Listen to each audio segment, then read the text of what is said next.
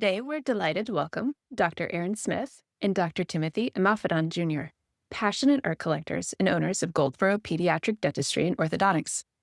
Originally from Greensboro, North Carolina, Dr. Erin Smith completed her undergraduate education at Duke University in Durham.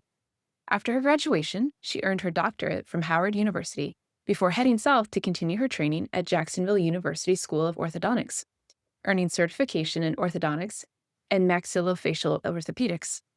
Professionally, Dr. Smith is a member of the American Association of Orthodontists, American Dental Association, and National Dental Association. Personally, she's a proud member of the Delta Sigma Theta Sorority Incorporated. Dr. Timothy Imafidon Jr. is a board-certified pediatric dentist who grew up in High Point, North Carolina. Growing up, he called North Carolina, Ohio, and Indonesia home before heading off to Guilford College in Greensboro, where he received his Bachelor of Science degree in biology. Following college, Dr. Imafidon completed 4 additional years of dental school at Howard University in Washington, D.C., before completing a 2-year residency program at Jacobi Medical Center, a teaching hospital affiliated with Albert Einstein College of Medicine in New York. While in New York, he received extensive training in treating special needs and medically compromised children at the Rose F. Kennedy Center for Developmental Disabilities. He's a member of the North Carolina Dental Society, the American Academy of Pediatric Dentistry, and the American Dental Association. He's also a proud member of Kappa Alpha Psi.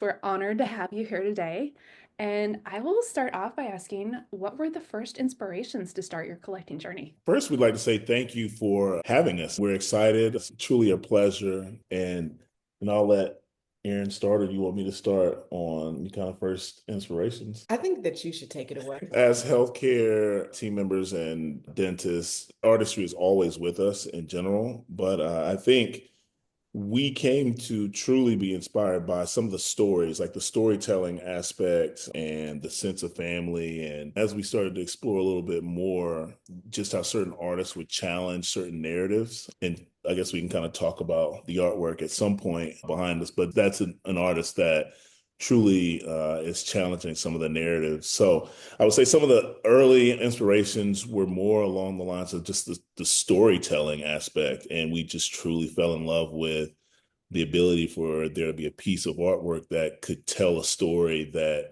we just related to very, very well. I think that in the beginning of our desire or our draw to the art world, I think that it was also about representation and seeing figures and things that felt like home or felt like family. And so I think that that's kind of where our initial interest was piqued. And then you kind of get into like all of the meaning behind artwork and different types of artwork and different styles of artwork.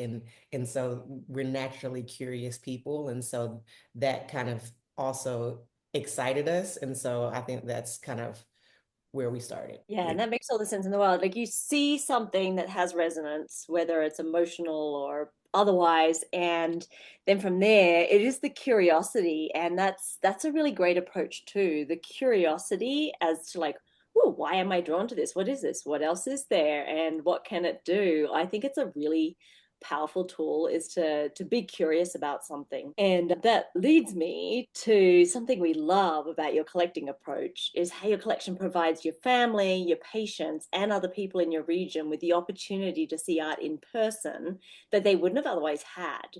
Have you noticed any patterns about how people react to experiencing the art in person that you make available?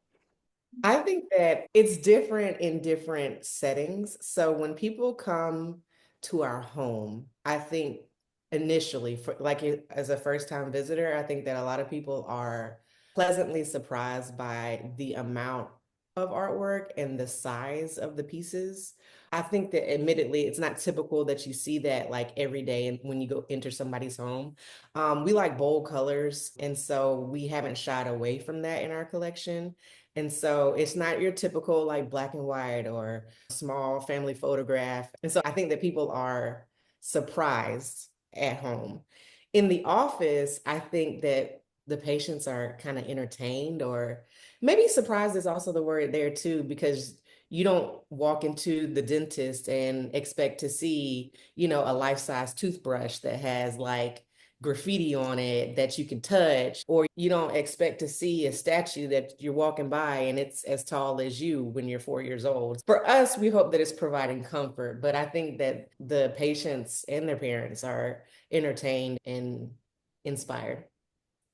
Yeah, I would agree. I think that's the nail on the head. I find it very interesting to see the interactions that kids have with the art. Sometimes it's just the height, maybe they're just shorter and they just pick up on different details. And you might just catch them staring and they're like, what's this? And you're like, oh, I've never seen that part. So I think it allows for different perspectives. It's interesting, in our home, we'll have friends, guests that may have never considered themselves art collectors, or for some reason this term art collector becomes like this Or frou-frou. interested in art. Yeah, like no one really wants to be art collectors, so like, nah, that's what the bougie people do, and it's just kind of like, I don't like it, it's sterile or whatever it might be. And those same individuals might walk into our home and they'll say, whoa, hey, tell me, where'd you get this? What is this?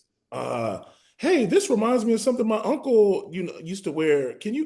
I want an art tour. And you're like, whoa, I thought you didn't really like or, want to, kind of engage in the arts. But it's just fascinating to see how oftentimes that, just being in the presence of the art will kind of change your mentality or how you feel once engaging with it. Yeah, and I think being in the context of a dental office is like a routine thing that you do at least once or twice a year, to have that exposure in a place that's not intimidating, that you didn't go there with this like, oh, I'm going to walk into this place where I have to be really quiet, aka a museum or something like that. I think it breaks down some of the barriers to actually relating to the work when it's in a space that you're there for just a regular part of your daily, monthly, yearly life. Mm-hmm. Mm-hmm. Yeah, and just the access. Like, I'm fortunate to live in a place that has a lot of museums, but across a lot of the world, that's not the case. And so I love that you are in your office creating basically like the museum level of access, and it's so vital for kids who are a lot of your patients. And you had such a beautiful point on, they literally have a different perspective because they're pint sized, but they also can't get. and they also have kind of internally a different perspective because they don't have all that adult conditioning yet of like what we're supposed to think about things.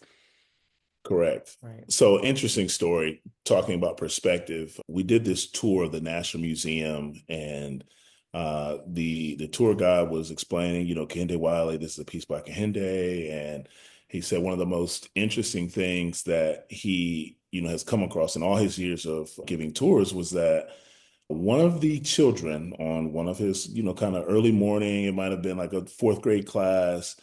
And, it was like, well, what do you guys see when you look at this piece of artwork? And one of the children goes, signature. And he's like, no, you don't really see the signature. And they're like, yeah, we see the signature. And then the other kids start looking, they're like, oh, I see the signature. And he's looking, he's like, there's no signature. And sure enough, the way the light was hitting, if you were sitting looking at the artwork, you could see the signature through a portion on the back of the canvas. And it's like the hidden gem that he now, on all of his tours, he says, does anyone see anything else? And, you get in this particular area where you can actually visualize the signature in the back. And so I thought that was just one of the coolest things. And it just shows how kids just have a truly different perspective. Oh, I love that. That is just an amazing story. Oh my gosh, thank you for sharing that. And then you mentioned earlier about your home tours with your visitors, and so that's a perfect segue to my next question. Here at the Art Elevator, one of our biggest missions is to share how art is for everyone. And we really adore how you center this and how you share your collection and encourage others in your community who may not work in the art world to feel confident to buy art and enjoy living with art. So we'd love to hear your thoughts about how the pipeline of new collectors in the art world can be enhanced from traditional models. I'll let you can tackle this one.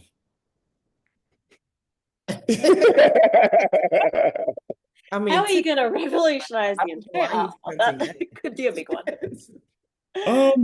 So I think some of the way to kind of use or continue to use some of the traditional models is kind of demystifying it, right? So talking about it more. And I think sometimes for gallery owners, not giving off the air of intimidation, right?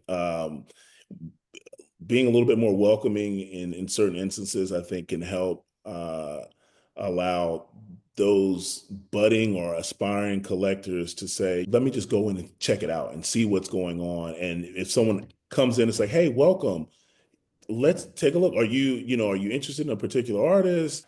I think that can help in one aspect. What would you say? Well, we were having a conversation recently with a representative of the Richard Beavers Gallery in New York. And she was just mentioning how they have this storefront facing the street in the gallery. And sometimes she'll see kids walking by and she'll like open the door and invite them in and try to just welcome them into a space with art. And she was telling us how like the reaction is different because it's usually like, no, no, I can't go in there. And she's like, well, why not? I'm inviting you.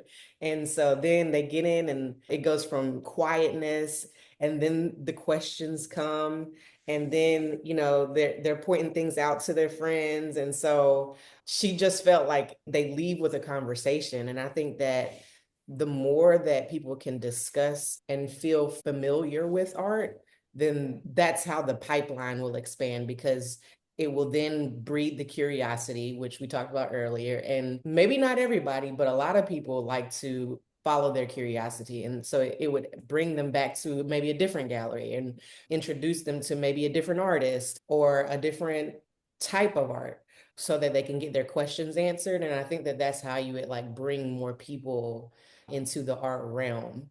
But definitely what Tim was saying about making it more attainable, maybe not financially, but like at least access wise, so that people feel like they belong. I think that that would be a really big starting point.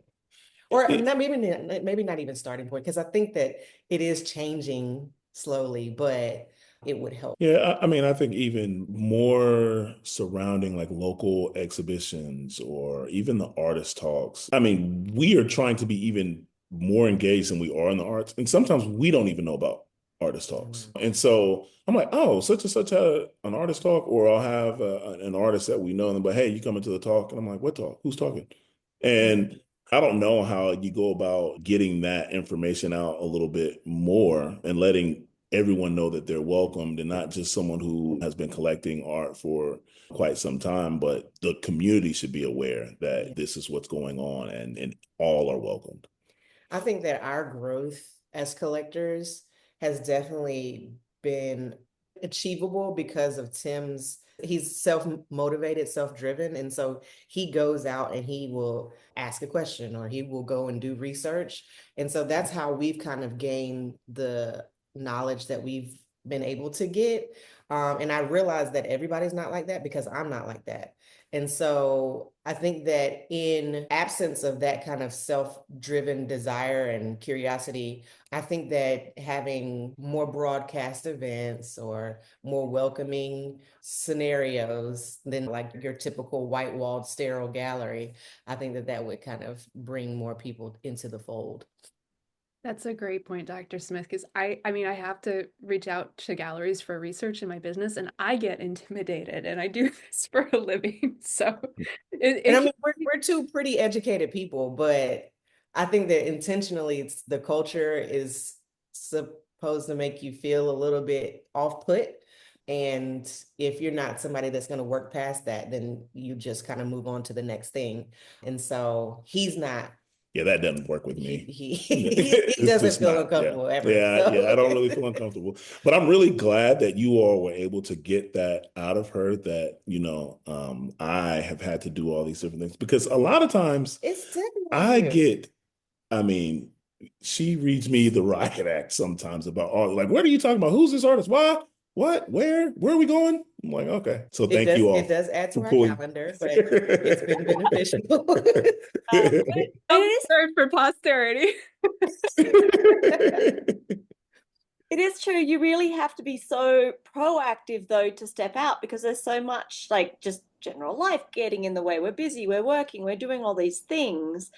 But then, and this is something that Sarah and I talk about a lot, is just the built-in dialogue and vocabulary that surrounds the art world as well. And a lot of it is like for marketing. Like one word that I really try not to use is the word exclusive, because to me it's like, okay, exclusive, only special people get this special thing. So there's so much that's built, and so much of it I think is for the intention of marketing purposes in these terms that we hear. Like the word exclusive is really bothersome, especially in the art world, because if you really unpack what that means, it's not very friendly.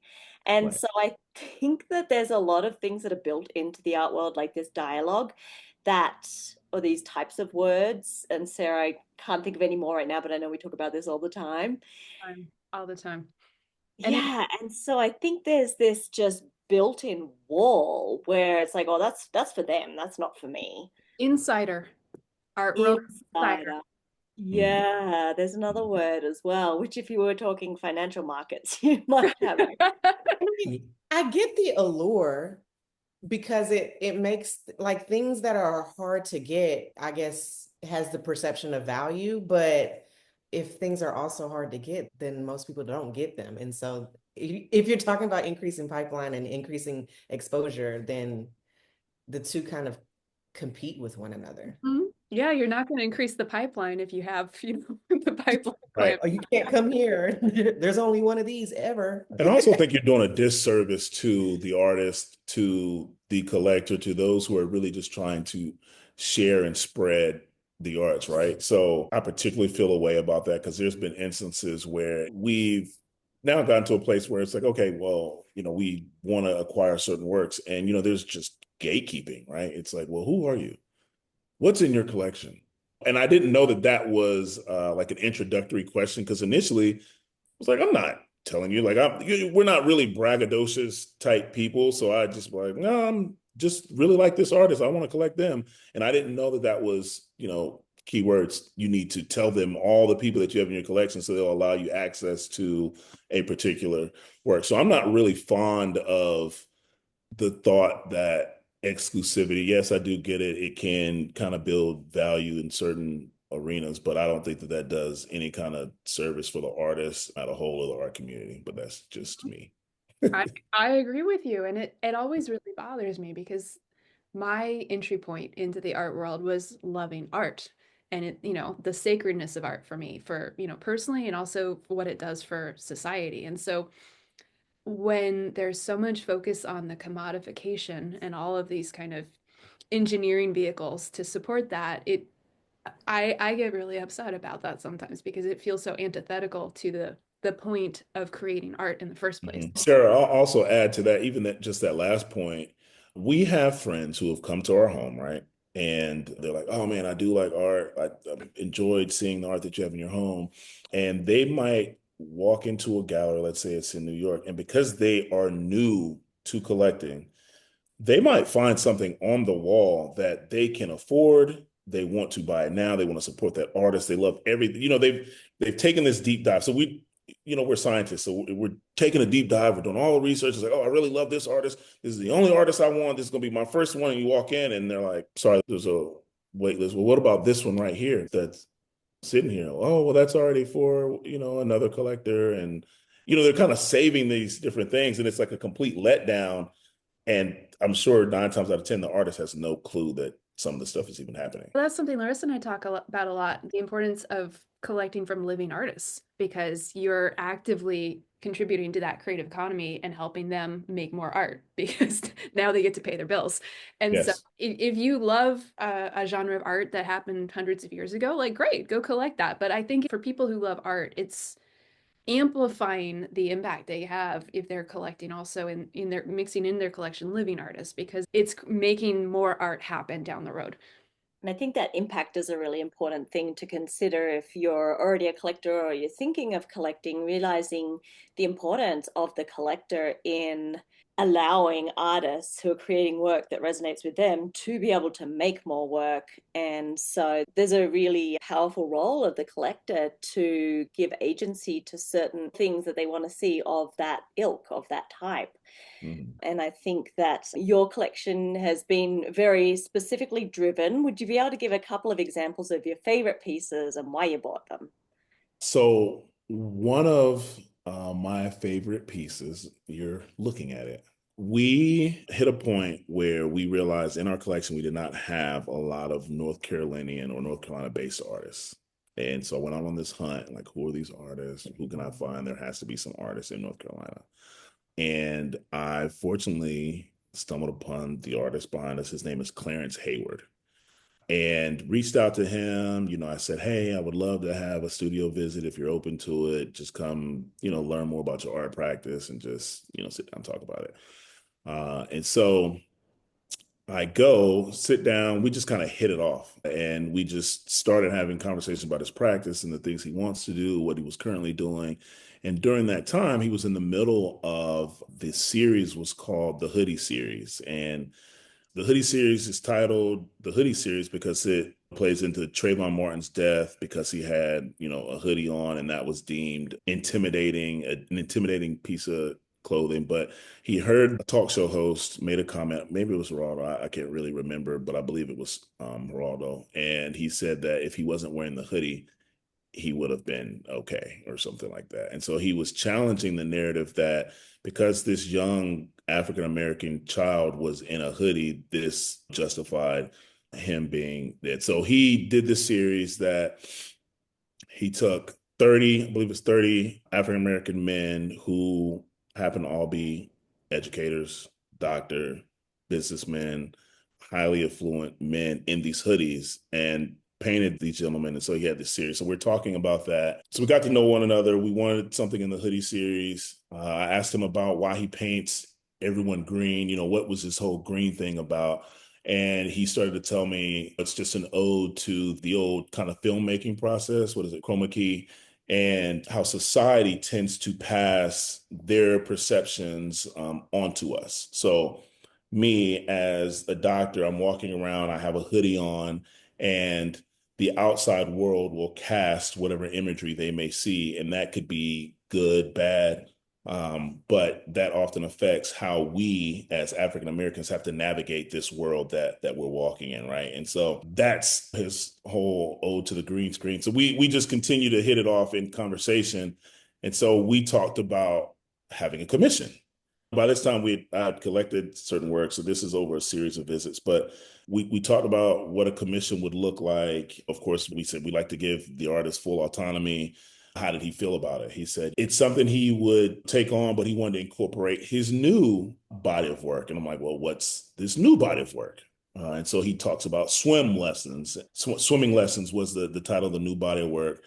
And so I'm like, okay, well, have at it, but tell me more about swimming lessons. And he talks about how as he started to gain more fame or just doing well in the art world, making more money, he could actually do some nice things. And he decided to take his family on a vacation to New Orleans for the first time. And they were going to, do it up, stay somewhere nice. I believe they stayed at the Four Seasons. He mentioned that him and his wife are both from New York. They take their children, their two kids, their two daughters, beautiful kids. And they're going to this swimming pool. As they kind of get to the swimming pool, he makes a comment. He's like, watch, we're the only Black people here. Everyone's going to leave the pool. And his wife is like, no, like, get out of here. It's not in this day and age. It's kind of midday. All the kids are there. There's no way that this happens. He says they're there 10 minutes, 15 minutes. Before you know it, 20 minutes into them being there, they have the entire pool to themselves. And so this kind of spawned his swimming lessons traditionally, and that, and then also traditionally in the African American community, there's just the faux pas that a lot of us can't swim, right? So he tied that into his experience, and so he said he wanted to create this, and I said, okay, have at it. So in the image behind me, my son and I, we put on hoodies, and he takes this reference photo. And the reason I love this so much is because of a lot of the symbolism in it, right? So this hoodie that I'm in, right, it ties into his first series, but if you notice the words on it, it says Our Worth, right? Our Worth is one of the premier neighborhoods, one of the most exclusive neighborhoods in all of Orlando, commonly known where Tiger Woods had his famous golfing accident. I think golf memberships there start, or initiation fees start like 200 grand.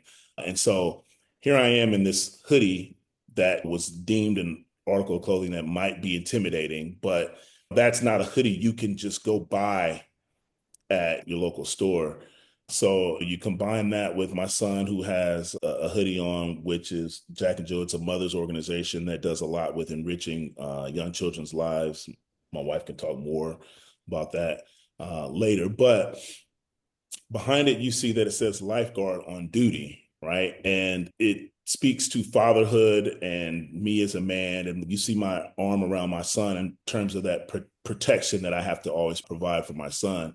And in the symbolic world, water is life, right? And so I have to allow my son to jump into the game of life, but I always have to be there to protect him or be that lifeguard to keep him safe, which also ties back into me as an African-American male having to have conquered the fear of not being able to swim and now swim to be able to be in the position to protect my son. So a lot of different things that just kind of tie in. It's one of my favorite pieces. I know that was a really long-winded explanation, but it's my favorite. So it was a perfect length. I mean, there's so much packed into that, right? And it speaks to what you said in the beginning about storytelling. And what I love about your connection with this work and the whole narrative around his hoodie series and the other series is it's recreating the narrative, and that is so powerful, right? A visual recreation of the narrative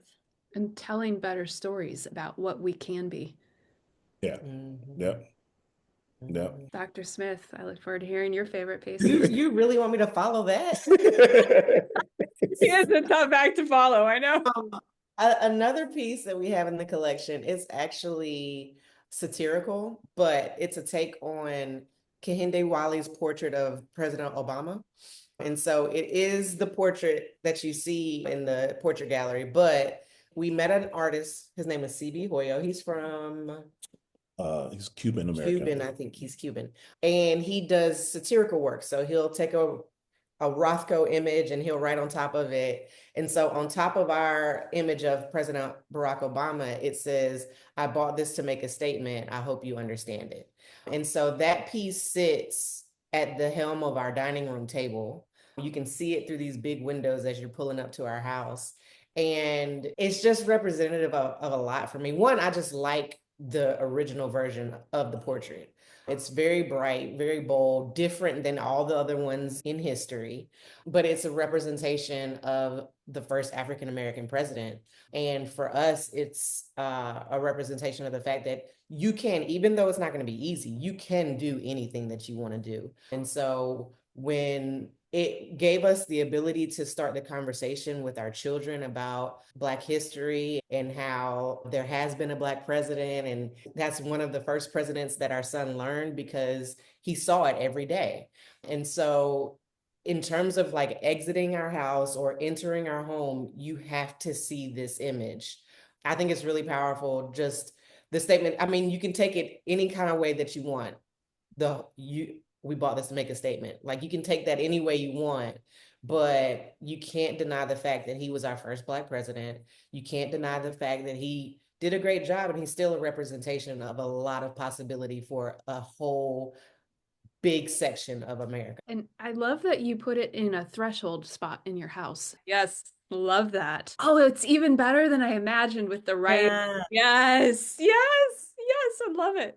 I love the way, I mean, if you're analyzing it like traditional portraiture and perspective, it's like those words are pushed up against the picture plane. Like you can't see behind it. It's there. It's pushed You have to see the words and then you have to then focus on the image. Yeah. That's an awesome piece. As a kind of final wrap up, you shared so many great suggestions through this conversation, but in closing, I wondered, do you have any tips for our listeners who maybe people who feel intimidated by the art world currently and they're scared to start collecting art in terms of kind of beginning approaches where they can get comfortable and start collecting? I would say if I had to think of three, My first would be always, always, always buy what you love. I think that's the most critical piece. The other would be don't be afraid of starting small. And small can be a print, it can be a really small original work that you really love and that you'll cherish. Lastly, I would say, as a tip, I would recommend just communicating and engaging with other collectors. Again, I'm no expert, we're no expert, but I've learned so much from just conversation with collectors, and they will introduce you to other artists who are just more than willing to provide or pour into you in terms of their insights and things that you just may not even realize are happening in the art world. And so engaging with collectors as often as you can. And even at art fairs, collectors are very friendly. It's like this community of just love. And let me say this, the majority of collectors are very friendly. So even at an art fair, if you're looking at a work with someone else, it's just like, hey, what do you think about this artist? Or do you know much about the artist? You'll be surprised what they'll drop on you and another artist that they might encourage you to go check out. So those are kind of what I would say. What about you? Yeah. Would you add? Yeah. I don't know if it's an addition, but maybe an addendum to, like, I think that in the very beginning, what he sometimes won't say out loud is that, like, he did a lot on social media. Like, he just found people and, click this hashtag and that hashtag will take you to this hashtag. And so then you can kind of start to establish what you like or what type of things you like. And then which people are doing that type of work. And so there's a lot of information that you can gain on social media right now. And so a lot of his initial conversations started on social media. A lot of the first few people we met in the art world was because of social media. And so I thought it was weird at the time because I'm old school. I'm glad she said this. But he because I kind have a of leaned story. I in have on a story. it, and it did turn out to be very fruitful in the just establishment of kind of like what we were interested in and how we go, like where do you go? Because like you said earlier, we're from a rural part of the country, and so for us to kind of like be in the space, we have to go places. And so where do you go? Do you go to Chicago? Do you go to New York? Or where do you go? And so like even down to that kind of detail, he got a lot of that information off of social media. And so I think that it's technically free and you just have to spend your time. Yeah. And I'll add just one story and I'll try to keep it brief because it's funny how she was about to lose her mind. So I'm on social media. I think I am the only African American male for some reason that loves art. I don't know why, but that was just because my friend group, I would talk about art and they're like, oh my gosh, here he goes again, talking about this, again, the bougie stuff or whatever you want to call it. And I'm scrolling one day and I see another, black male. He's posting art. I had recently discovered this artist, Hebrew Brantley, and he's posting Hebrew Brantleys. And I'm like, wow. I'm like, who is this guy? So follow. And I would send messages like, hey, I'm also interested in this. Then turns out he likes watches. He likes cars, all similarities, just commonalities that we had. And before you know it, I would send him artists and he would send artists like, hey, check this out. Or he'd have different artists that I had no clue about. And I'd go follow them. I'm like, man, who is this? And we developed a friendship to this day. And the funniest thing was he invited me. So I had never met him. We would just have conversation on Instagram and he says, hey, I'm going to do this art event at my house. I want you to come. So, I go to my wife. I'm like, hey, we're going to go to Chicago, this art event. And so he was going by his Instagram handle. And I'm like, oh, we're going, his name's Miss Nicer. We're going to Miss Nicer's house. He's like, who's that? I'm like, a collector friend. What's his name? Where does he live?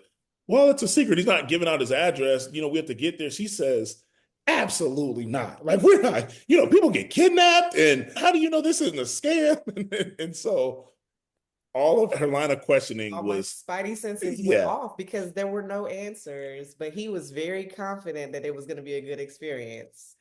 And I have good sense. He You does. kind of just know when like this is going to be okay. And you always have, exit plans. But we went We went. and it was a fantastic It was great. event, fantastic experience. We met other collectors, we met other artists. Add to your point, social media is just another avenue that you can utilize to gain understanding about the art world. It's so accessible, and you can first of all be not even corresponding or making comments, but you can enter in little bits at a time, right? Just by watching and following, the different hashtags.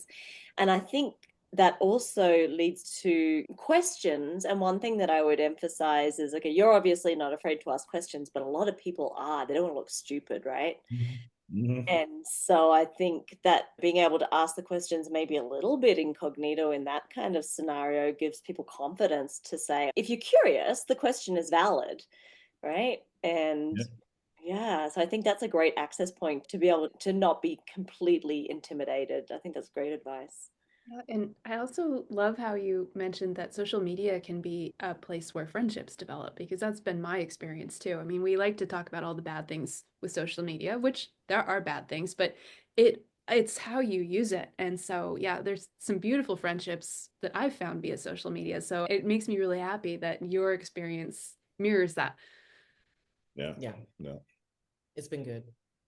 Yeah, it provides an opportunity to connect because, art, serious art collectors, people who get so into it, it's not going to be everyone, right? And so it allows you to make those connections. Like Sarah and I have never met in person. Oh, Yeah, wow. Okay. people are surprised about that, but Okay. But we've developed all of these things based on, it wasn't social media, but it was something close. I watched a presentation. I'm like, that gels, that vibes. And so now living across the country from each other, we can connect, and it's so brilliant. It's when you know, you know. Yes. You know. Yeah. Thank you so much, guys, for being here today.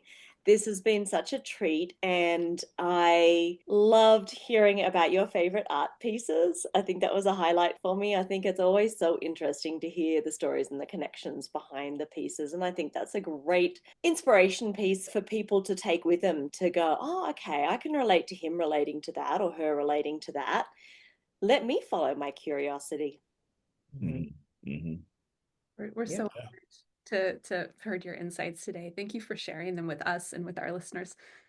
Yeah. Again, thank you all for having us. Yeah, we appreciate your time.